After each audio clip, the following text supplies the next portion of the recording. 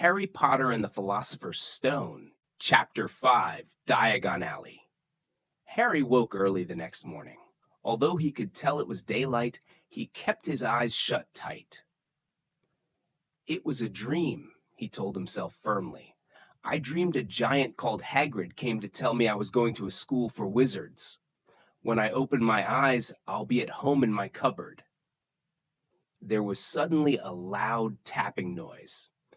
And there's Aunt Petunia knocking on the door, Harry thought, his heart sinking. But he still didn't open his eyes. It had been such a good dream. Tap, tap, tap. All right, Harry mumbled. I'm getting up. He sat up and Hagrid's heavy coat fell off him. The hut was full of sunlight. The storm was over. Hagrid himself was asleep on the collapsed sofa, and there was an owl rapping its claw on the window, a newspaper held in its beak. Harry scrambled to his feet, so happy he felt as though a large balloon was swelling inside him. He went straight to the window and jerked it open.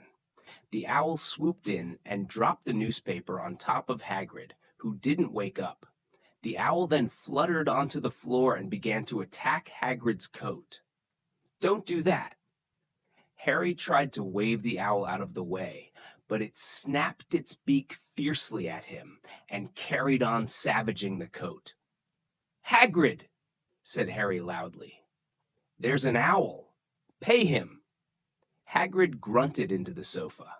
What? He wants paying for delivering the paper. Look in the pockets. Hagrid's coat seemed to be made of nothing but pockets, bunches of keys, slug pellets, balls of string, peppermint humbugs, tea bags. Finally, Harry pulled out a handful of strange-looking coins. Give him 5 nuts, said Hagrid sleepily. Nuts? The little bronze ones. Harry counted out 5 little bronze coins, and the owl held out his leg so Harry could put the money into a small leather pouch tied to it. Then he flew off through the open window. Hagrid yawned loudly, sat up, and stretched. Best be off, Harry. Lots ter do today. Gotta get up to London and buy all your stuff for school. Harry was turning over the wizard coins and looking at them. He had just thought of something that made him feel as though the happy balloon inside him had got a puncture. Hagrid? Said Hagrid, who was pulling on his huge boots. I haven't got any money, and you heard Uncle Vernon last night. He won't pay for me to go and learn magic. Don't worry about that, said Hagrid, standing up and scratching his head. D'ye think your parents didn't leave ye anything? But if their house was destroyed, they didn't keep their gold in the house, boy. Nah, first stop for us is Gringotts, Wizard's Bank. Have a sausage. They're not bad cold, and I wouldn't say no to a bit o' your birthday cake, neither. Wizards have banks? Just the one, Gringotts, run by goblins. Harry dropped the bit of sausage he was holding. Goblins? Yeah, so ye'd be mad to try and rob it, I'll tell you that. Never mess with goblins, Harry. Gringotts is the safest place in the world for anything ye want to keep safe, except maybe Hogwarts. As a matter of fact, I gotta visit Gringotts anyway. For Dumbledore. Hogwarts business. Hagrid drew himself up proudly.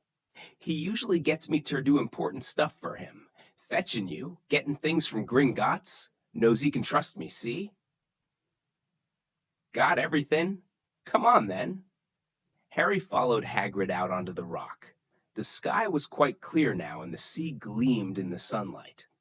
The boat Uncle Vernon had hired was still there, with a lot of water in the bottom after the storm. How did you get here?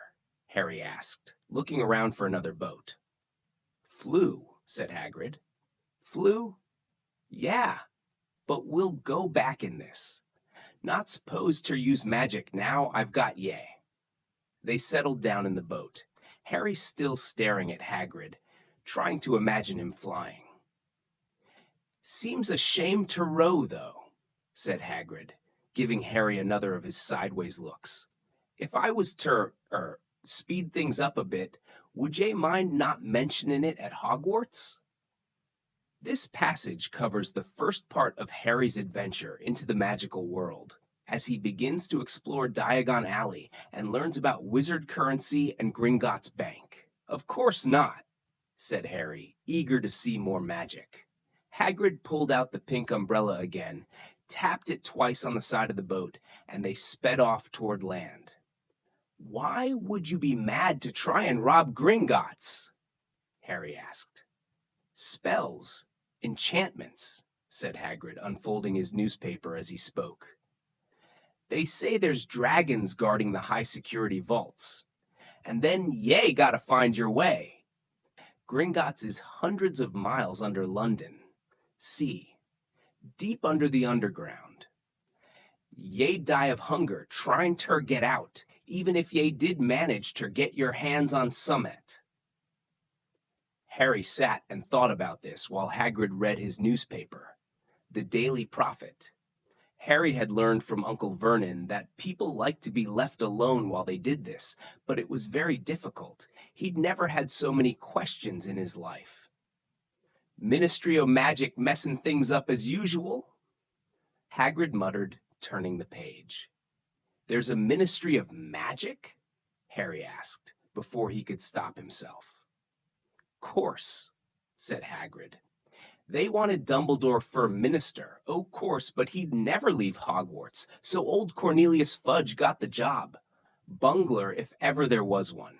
So he pelts Dumbledore with owls every morning, asking for advice. But what does a Ministry of Magic do? Well, their main job is to keep it from the muggles that there's still witches and wizards up in Nass, down the country. Why? Why? Blimey, Harry. Everyone be wanting magic solutions to their problems. Nah, we're best left alone. At this moment, the boat bumped gently into the harbor wall. Hagrid folded up his newspaper, and they clambered up the stone steps onto the street. Passers-by stared a lot at Hagrid as they walked through the little town to the station. Harry couldn't blame them. Not only was Hagrid twice as tall as anyone else, he kept pointing at perfectly ordinary things like parking meters and saying loudly, "See that, Harry? Things these muggles dream up, eh?" Hagrid, said Harry, panting a bit as he ran to keep up, did you say there are dragons at Gringotts? Well, so they say, said Hagrid. Crikey, I'd like a dragon. You'd like one? Wanted one ever since I was a kid. Here we go. They had reached the station. There was a train to London in 5 minutes' time. Hagrid, who didn't understand muggle money, as he called it, gave the bills to Harry so he could buy their tickets. People stared more than ever on the train. Hagrid took up 2 seats and sat knitting what looked like a canary yellow circus tent. Still got your letter, Harry? He asked as he counted stitches. Harry took the parchment envelope out of his pocket. Good, said Hagrid. There's a list there of everything ye need. Harry unfolded a second piece of paper he hadn't noticed the night before and read Hogwarts School of Witchcraft and Wizardry, uniform. First-year students will require 1. 3 sets of plain work robes, black. 2. 1 plain pointed hat, black, for day wear. 3. 1 pair of protective gloves, dragon hide or similar. 4. 1 winter cloak, black, silver fastenings. Please note that all pupils' clothes should carry name tags. Course books. All students should have a copy of each of the following. The Standard Book of Spells, Grade 1, by Miranda Goshawk. A History of Magic by Bathilda Bagshot. Magical Theory by Adalbert Waffling. A Beginner's Guide to Transfiguration by Emeric Switch. 1000 Magical Herbs and Fungi by Felita Spore. Magical Draughts and Potions by Arsenius Jigger. Fantastic Beasts and Where to Find Them by Newt Scamander. The Dark Forces, A Guide to Self-Protection by Quentin Trimble. Other equipment, 1 wand, 1 cauldron, pewter, standard size 2, 1 set glass or crystal phials, 1 telescope, 1 set brass scales. Students may also bring an owl or a cat or a toad. Parents are reminded that first years are not allowed their own broomsticks. "Can we buy all this in London?" Harry wondered aloud. "If ye know where to go," said Hagrid. Harry had never been to London before. Although Hagrid seemed to know where he was going, he was obviously not used to getting there in an ordinary way. He got stuck in the ticket barrier on the Underground and complained loudly that the seats were too small and the trains too slow. "I don't know how the Muggles manage without magic," he said as they climbed a broken-down escalator that led up to a bustling road lined with shops. Hagrid was so huge that he parted the crowd easily. All Harry had to do was keep close behind him. They passed bookshops and music stores, hamburger restaurants and cinemas, but nowhere that looked as if it could sell you a magic wand. This was just an ordinary street full of ordinary people. Could there really be piles of wizard gold buried miles beneath them? Were there really shops that sold spell books and broomsticks? Might this not all be some huge joke that the Dursleys had cooked up? If Harry hadn't known that the Dursleys had no sense of humor, he might have thought so. Yet somehow, even though everything Hagrid had told him so far was unbelievable, Harry couldn't help trusting him. "This is it," said Hagrid, coming to a halt. "The Leaky Cauldron. It's a famous place." It was a tiny, grubby-looking pub. If Hagrid hadn't pointed it out, Harry wouldn't have noticed it was there. The people hurrying by didn't glance at it. Their eyes slid from the big bookshop on one side to the record shop on the other, as if they couldn't see the Leaky Cauldron at all. In fact, Harry had the most peculiar feeling that only he and Hagrid could see it. Before he could mention this, Hagrid had steered him inside. For a famous place, it was very dark and shabby. A few old women were sitting in a corner, drinking tiny glasses of sherry. One of them was smoking a long pipe. A little man in a top hat was talking to the old bartender, who was quite bald and looked like a toothless walnut. The low buzz of chatter stopped when they walked in. Everyone seemed to know Hagrid. They waved and smiled at him, and the bartender reached for a glass, saying, "The usual, Hagrid." "Can't, Tom. I'm on Hogwarts business," said Hagrid, clapping his great hand on Harry's shoulder and making Harry's knees buckle. "Good Lord," said the bartender, peering at Harry. Can this be?" The Leaky Cauldron had suddenly gone completely still and silent. "Bless my soul," whispered the old bartender. "Harry Potter. What an honor." He hurried out from behind the bar, rushed toward Harry, and seized his hand, tears in his eyes. "Welcome back, Mr. Potter. Welcome back." Harry didn't know what to say. Everyone was looking at him. The old woman with the pipe was puffing on it without realizing it had gone out. Hagrid was beaming. Then there was a great scraping of chairs, and the next moment, Harry found himself shaking hands with everyone in the Leaky Cauldron. "Doris Crockford, Mr. Potter, can't believe I'm meeting you at last." "So proud, Mr. Potter. I'm just so proud." "Always wanted to shake your hand. I'm all of a flutter." "Delighted, Mr. Potter. Just can't tell you. Diggle's the name. Daedalus Diggle."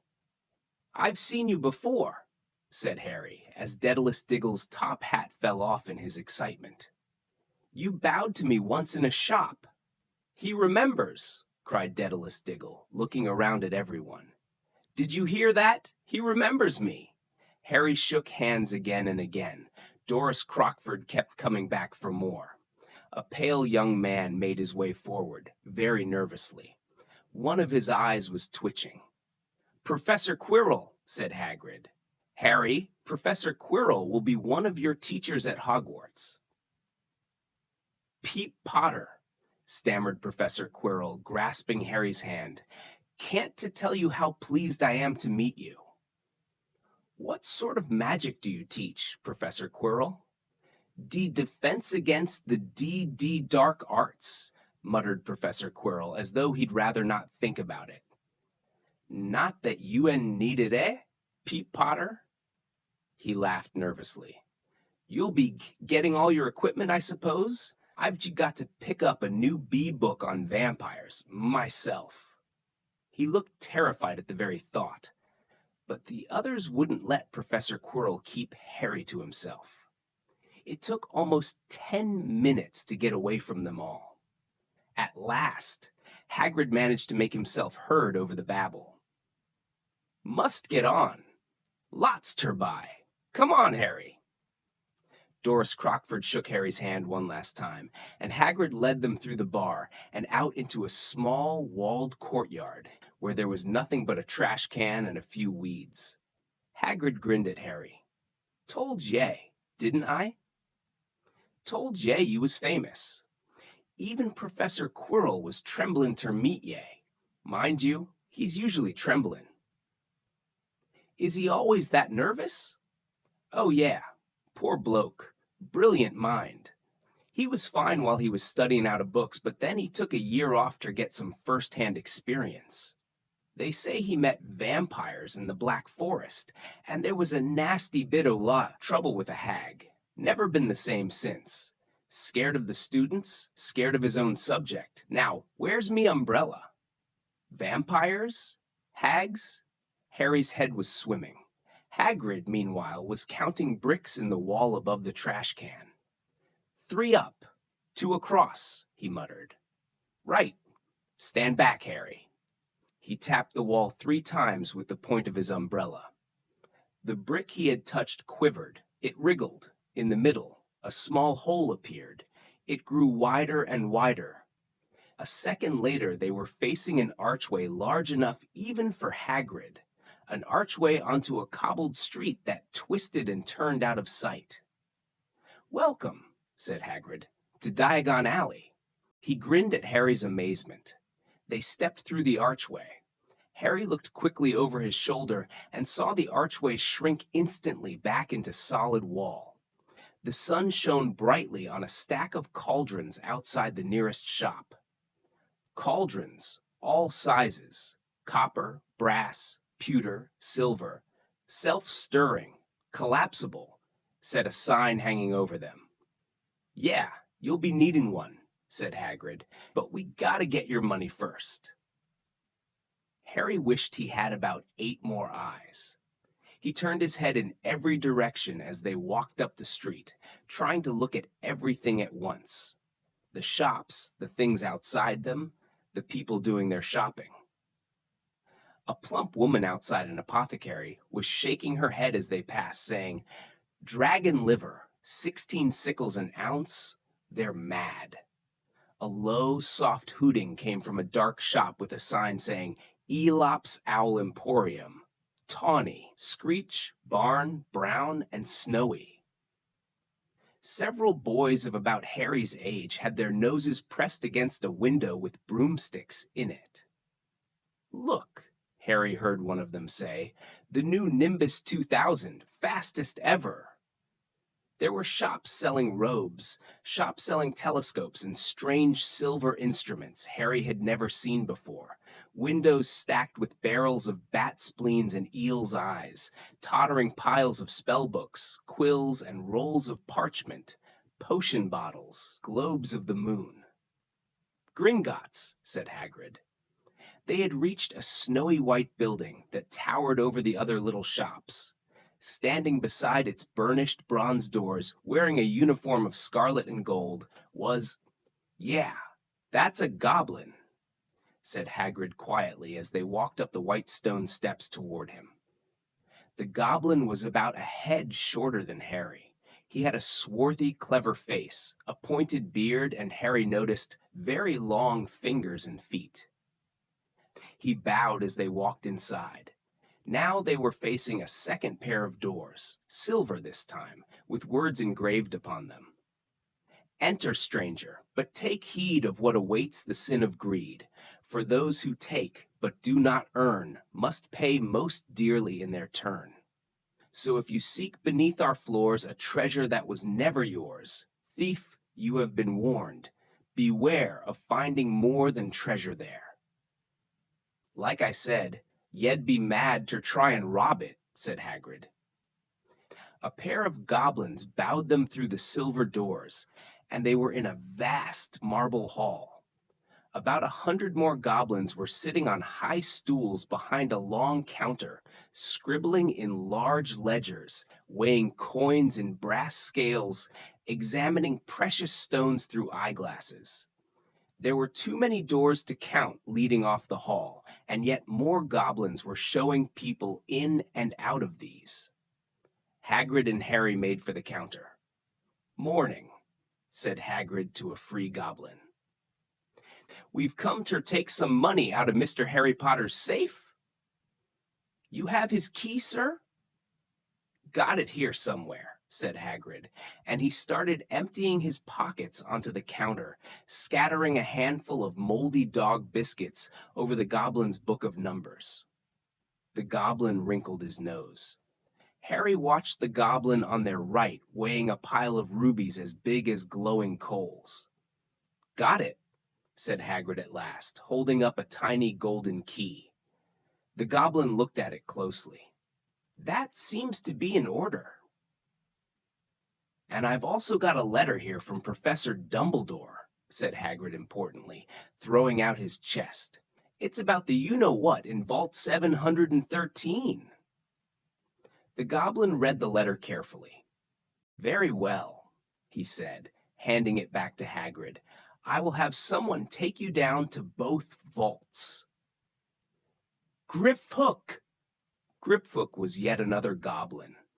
Once Hagrid had crammed all the dog biscuits back inside his pockets, he and Harry followed Griphook toward one of the doors leading off the hall. "What's the you-know-what in Vault 713? Harry asked. "Can't tell you that," said Hagrid mysteriously. "Very secret. Hogwarts business. Dumbledore's trusted me. More'n my job's worth ter tell ye that." Griphook held the door open for them. Harry, who had expected more marble, was surprised. They were in a narrow stone passageway lit with flaming torches. It sloped steeply downward, and there were little railway tracks on the floor. Griphook whistled, and a small cart came hurtling up the tracks toward them. They climbed in, Hagrid with some difficulty, and were off. At first, they just hurtled through a maze of twisting passages. Harry tried to remember left, right, left, middle fork, right, left, but it was impossible. The rattling cart seemed to know its own way, because Griphook wasn't steering. Harry's eyes stung as the cold air rushed past them, but he kept them wide open. Once he thought he saw a burst of fire at the end of a passage and twisted around to see if it was a dragon. But too late, they plunged even deeper, passing an underground lake where huge stalactites and stalagmites grew from the ceiling and floor. "I never know," Harry called to Hagrid over the noise of the cart. "What's the difference between a stalagmite and a stalactite?" "Stalagmite's got an M in it," said Hagrid. "And don't ask me questions just now. I think I'm going to be sick." He did look very green, and when the cart stopped at last beside a small door in the passage wall, Hagrid got out and had to lean against the wall to stop his knees from trembling.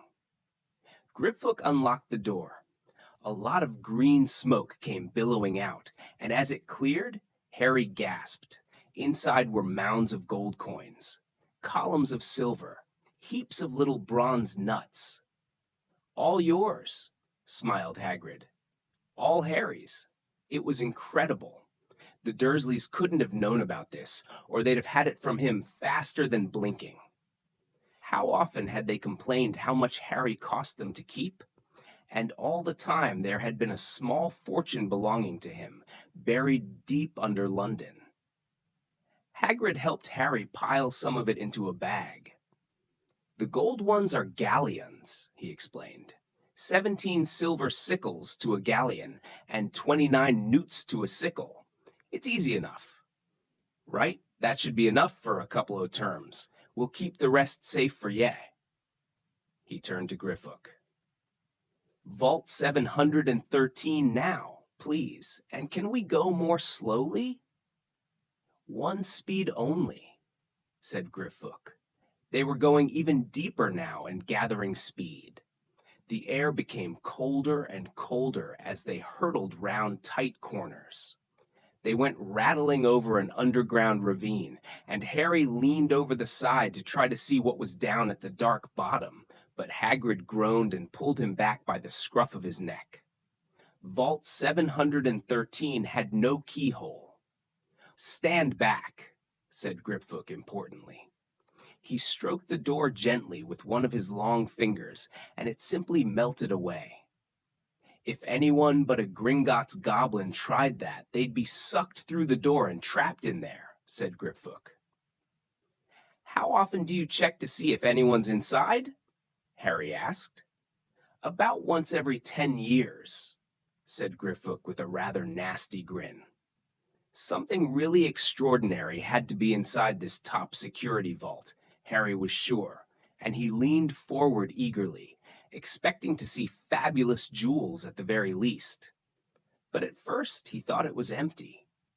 Then he noticed a grubby little package wrapped up in brown paper lying on the floor. Hagrid picked it up and tucked it deep inside his coat. Harry longed to know what it was, but knew better than to ask. "Come on, back in this infernal cart, and don't talk to me on the way back. It's best if I keep me mouth shut," said Hagrid. One wild cart ride later, they stood blinking in the sunlight outside Gringotts. Harry didn't know where to run first now that he had a bag full of money. He didn't have to know how many galleons there were to a pound to know that he was holding more money than he'd had in his whole life. More money than even Dudley had ever had. "Might as well get your uniform," said Hagrid, nodding toward Madame Malkin's robes for all occasions. "Listen, Harry, would ye mind if I slipped off for a pick-me-up in the leaky cauldron?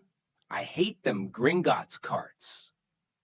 He did still look a bit sick, so Harry entered Madame Malkin's shop alone, feeling nervous. Madame Malkin was a squat, smiling witch dressed all in mauve. "Hogwarts, dear," she said when Harry started to speak. "Got the lot here. Another young man being fitted up just now, in fact." In the back of the shop, a boy with a pale, pointed face was standing on a footstool while a second witch pinned up his long black robes. Madame Malkin stood Harry on a stool next to him, slipped a long robe over his head, and began to pin it to the right length. "Hello," said the boy. "Hogwarts, too?" "Yes," said Harry. "My father's next door buying my books and mother's up the street looking at wands," said the boy. He had a bored, drawling voice. "Then I'm going to drag them off to look at racing brooms. I don't see why first years can't have their own. I think I'll bully father into getting me one, and I'll smuggle it in somehow."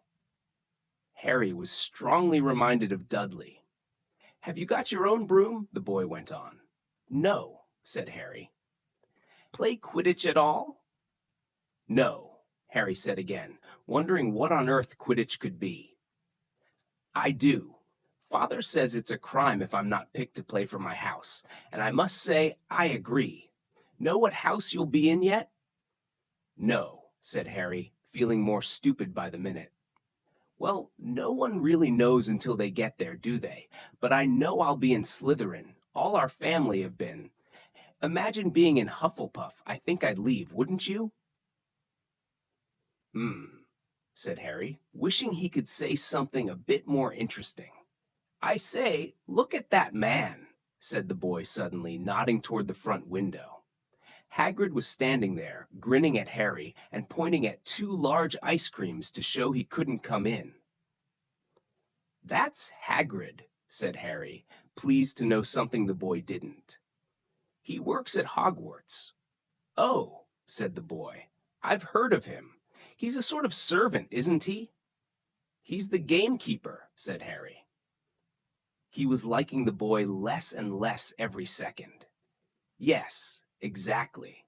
I heard he's a sort of savage, lives in a hut on the school grounds, and every now and then he gets drunk, tries to do magic, and ends up setting fire to his bed." "I think he's brilliant," said Harry coldly. "Do you?" said the boy with a slight sneer. "Why is he with you? Where are your parents?" "They're dead," said Harry shortly. He didn't feel much like going into the matter with this boy. "Oh, sorry," said the other, not sounding sorry at all. "But they were our kind, weren't they? They were a witch and wizard, if that's what you mean." "I really don't think they should let the other sort in, do you? They're just not the same. They've never been brought up to know our ways. Some of them have never even heard of Hogwarts until they get the letter, imagine. I think they should keep it in the old wizarding families. What's your surname, anyway?" But before Harry could answer, Madame Malkin said, "That's you done, my dear." And Harry, not sorry for an excuse to stop talking to the boy, hopped down from the footstool. "Well, I'll see you at Hogwarts, I suppose," said the drawling boy. Harry was rather quiet as he ate the ice cream Hagrid had bought him, chocolate and raspberry with chopped nuts. "What's up?" said Hagrid. "Nothing," Harry lied. They stopped to buy parchment and quills. Harry cheered up a bit when he found a bottle of ink that changed color as you wrote. When they had left the shop, he said, "Hagrid, what's Quidditch?" "Blimey, Harry, I keep forgetting how little ye know, not knowing about Quidditch." "Don't make me feel worse," said Harry. He told Hagrid about the pale boy in Madame Malkin's, and he said people from Muggle families shouldn't even be allowed in. "You're not from a Muggle family. If he'd known who ye were, he's grown up knowing your name if his parents are wizardin' folk. You saw what everyone in the Leaky Cauldron was like when they saw ye. Anyway, what does he know about it? Some o' the best I ever saw were the only ones with magic in 'em in a long line o' muggles. Look at your mum. Look what she had for a sister. So what is Quidditch? It's our sport. Wizard sport. It's like soccer in the Muggle world. Everyone follows Quidditch, played up in the air on broomsticks, and there's 4 balls, sorta hard to explain the rules." "And what are Slytherin and Hufflepuff?" "Schoolhouses. There's 4. Everyone says Hufflepuff are a lot o' duffers, but—" "I bet I'm in Hufflepuff," said Harry gloomily. "Better Hufflepuff than Slytherin," said Hagrid darkly. "There's not a single witch or wizard who went bad who wasn't in Slytherin. You know who was one." Sorry, you know who was at Hogwarts?"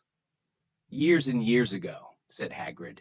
"They bought Harry's school books in a shop called Flourish and Blots, where the shelves were stacked to the ceiling with books as large as paving stones bound in leather. Books the size of postage stamps in covers of silk. Books full of peculiar symbols, and a few books with nothing in them at all. Even Dudley, who never read anything, would have been wild to get his hands on some of these. Hagrid almost had to drag Harry away from curses and counter-curses. Bewitch your friends and befuddle your enemies with the latest revenges, hair loss, jelly legs, tongue-tying, and much, much more. By Professor Vindictus Viridian. I was trying to find out how to curse Dudley. I'm not saying that's not a good idea, but you're not to use magic in the Muggle world except in very special circumstances," said Hagrid. And anyway, ye couldn't work any of them curses yet. Ye'll need a lot more study before ye get ter that level. Hagrid wouldn't let Harry buy a solid gold cauldron either. It says pewter on your list. But they got a nice set of scales for weighing potion ingredients and a collapsible brass telescope. Then they visited the apothecary, which was fascinating enough to make up for its horrible smell, a mixture of bad eggs and rotted cabbages. Barrels of slimy stuff stood on the floor. Jars of herbs, dried roots, and bright powders lined the walls. Bundles of feathers, strings of fangs, and snarled claws hung from the ceiling. While Hagrid asked the man behind the counter for a supply of some basic potion ingredients for Harry, Harry himself examined silver unicorn horns at 21 galleons each and minuscule, glittery black beetle eyes, 5 nuts a scoop. Outside the apothecary, Hagrid checked Harry's list again. Just your wand left. Oh yeah, and I still haven't got ye a birthday present. Harry felt himself go red. You don't have to. I know I don't have to. Tell ye what, I'll get your animal. Not a toad. Toads went out of fashion years ago. Ye'd be laughed at. And I don't like cats, they make me sneeze. I'll get you an owl. All the kids want owls. They're dead useful, carry your mail and everything. 20 minutes later, they left Elop's Owl Emporium, which had been dark and full of rustling and flickering, jewel-bright eyes. Harry now carried a large cage that held a beautiful snowy owl, fast asleep with her head under her wing. He couldn't stop stammering his thanks, sounding just like Professor Quirrell. "Don't mention it," said Hagrid gruffly. "Don't expect you've had a lot of presents from them Dursleys. Just Ollivanders left now. Only place for wands, Ollivanders, and you gotta have the best wand. A magic wand." This was what Harry had been really looking forward to. The last shop was narrow and shabby. Peeling gold letters over the door read Ollivanders, makers of fine wands since 382 BC. A single wand lay on a faded purple cushion in the dusty window. A tinkling bell rang somewhere in the depths of the shop as they stepped inside. It was a tiny place, empty except for a single, spindly chair that Hagrid sat on to wait. Harry felt strangely as though he had entered a very strict library. He swallowed a lot of new questions that had just occurred to him, and looked instead at the thousands of narrow boxes piled neatly right up to the ceiling. For some reason, the back of his neck prickled. The very dust and silence in here seemed to tingle with some secret magic. "Good afternoon," said a soft voice. Harry jumped. Hagrid must have jumped too, because there was a loud crunching noise and he got quickly off the spindly chair. An old man was standing before them, his wide, pale eyes shining like moons through the gloom of the shop. "Hello," said Harry awkwardly. "Ah, yes," said the man. Yes. I thought I'd be seeing you soon. Harry Potter." It wasn't a question. "You have your mother's eyes. It seems only yesterday she was in here herself, buying her first wand. 10¼ inches long, swishy, made of willow. Nice wand for charm work." Mr. Ollivander moved closer to Harry. Harry wished he would blink. Those silvery eyes were a bit creepy. Your father, on the other hand, favored a mahogany wand, 11 inches, pliable, a little more power and excellent for transfiguration. Well, I say your father favored it. It's really the wand that chooses the wizard, of course. Mr. Ollivander had come so close that he and Harry were almost nose to nose. Harry could see himself reflected in those misty eyes. And that's where. Mr. Ollivander touched the lightning scar on Harry's forehead with a long white finger. "I'm sorry to say I sold the wand that did it," he said softly. 13½ inches. You. Powerful wand, Very powerful, and in the wrong hands. Well, if I'd known what that wand was going out into the world to do. He shook his head, and then, to Harry's relief, spotted Hagrid. Rubeus! Rubeus Hagrid! How nice to see you again. Oak, 16 inches, rather bendy, wasn't it? It was, sir, yes, said Hagrid. Good wand, that one. But I suppose they snapped it in half when you got expelled? Said Mr. Ollivander, suddenly stern. Yes, they did, yes, said Hagrid, shuffling his feet. I've still got the pieces, though, he added brightly. But you don't use them? Said Mr. Ollivander sharply. Oh, no, sir, said Hagrid quickly. Harry noticed he gripped his pink umbrella very tightly as he spoke. Said Mr. Ollivander, giving Hagrid a piercing look. Well now, Mr. Potter, let me see. He pulled a long tape measure with silver markings out of his pocket. Which is your wand arm? Well, I'm right-handed, said Harry. Hold out your arm.